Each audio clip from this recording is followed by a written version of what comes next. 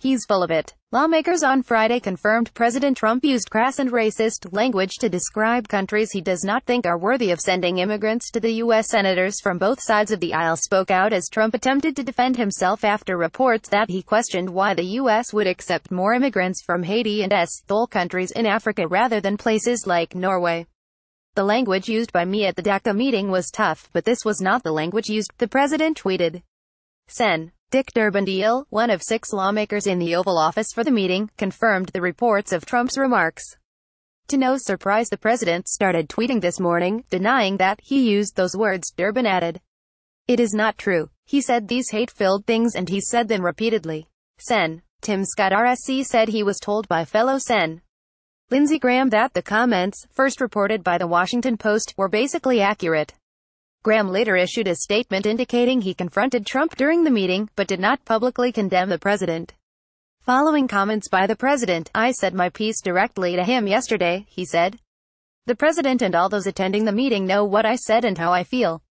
Trump reportedly grew animated and exploded at the lawmakers during the White House sit-down as they presented a bipartisan deal to protect immigrants from Haiti, El Salvador and African countries and the Deferred Action for Childhood Arrivals program. Sens. Tom Cotton rhetoric and David Perdue Argot, who were at the meeting, offered a hollow defense of the president in a joint statement. "We do not recall the president saying these comments specifically," they said. "What he did call out was the imbalance in our current immigration system." Alex Brandon, AP. Trump refused to answer questions about his comments during a ceremonial signing of a proclamation in honor of Rev. Martin Luther King Jr. at the White House on Friday. "No matter what the color of our skin or the place of our birth, we are all created equal," Trump said during his prepared remarks. The president was accompanied by Housing and Urban Development Secretary Ben Carson, the only African-American member of Trump's cabinet.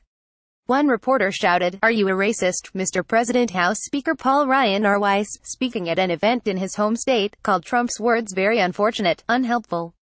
Trump spent Thursday night phoning aides, allies and friends, asking them how they thought the thole remark was playing out in the press, according to a CNN report. A White House official called his initial response a victory lap. The White House did not deny his comments on Thursday, which were first reported by the Washington Post, but issued a statement saying that Trump supports immigration policies that welcome those who can contribute to our society. On Twitter, Trump criticized the immigration deal that was being discussed when he made his disparaging remarks, saying, "What was really tough was the outlandish proposal made, a big setback for DACA." Trump prattled on in his social media repudiation, specifically denying that he singled out Haitians and rejected reports that he told the group of lawmakers the U.S. should take them out of the deal.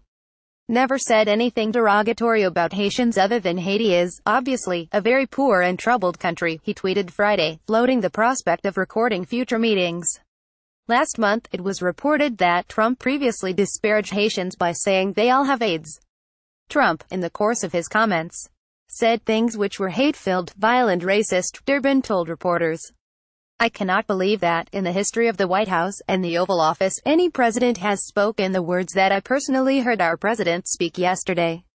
Sen. Jeff Flake RREs also backed the reports.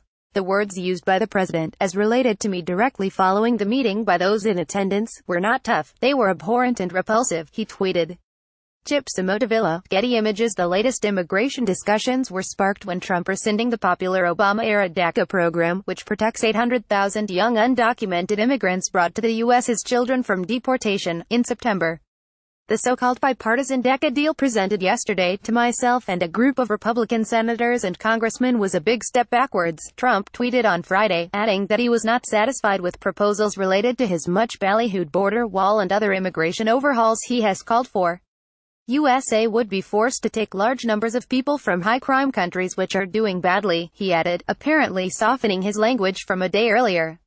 Democrats have signaled that they are not considering Trump's suggestions limiting legal immigration in exchange for a deal on DACA.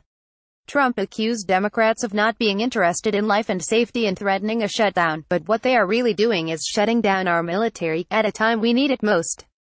Gov. Cuomo slammed Trump in a heated response to the president's remarks. "I think the president's comments were ugly. I think they were disgusting. I think they were repulsive. I think they